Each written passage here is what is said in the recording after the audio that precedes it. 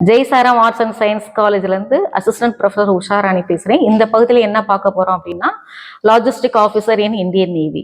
So logistic ஆஃபீஸர்னா யார் அப்படின்னா, தளவாட அதிகாரி. எதில்? கப்பற்படையில்.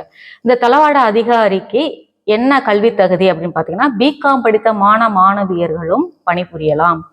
இந்த பிகாம் படித்த மாணவர்கள் எந்த பல்கலைக்கழகத்தினாலும் ஃபர்ஸ்ட் கிளாஸ் என்று சொல்லக்கூடிய 60% மதிப்பெண்கள் பெற்று தேர்வு பெற்றாலே இந்த பணியில சேரலாம். இது கூட என்னன்னா, post PG diploma, post diploma in finance, logistic and chain supply மேனேஜ்மெண்ட்டும் ஒரு டிப்ளமோ கோர்ஸை முடிக்கணும்.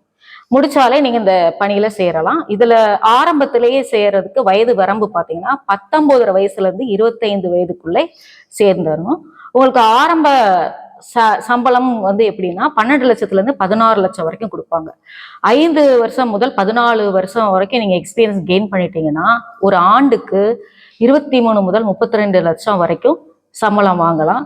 ஸோ நீங்க பிகாம் கோர்ஸை தாராளமா தேர்ந்தெடுங்க. நல்ல மதிப்பெண்களை பெற்று இந்த வாய்ப்பை பயன்படுத்திக் கொள்ள வேண்டும்.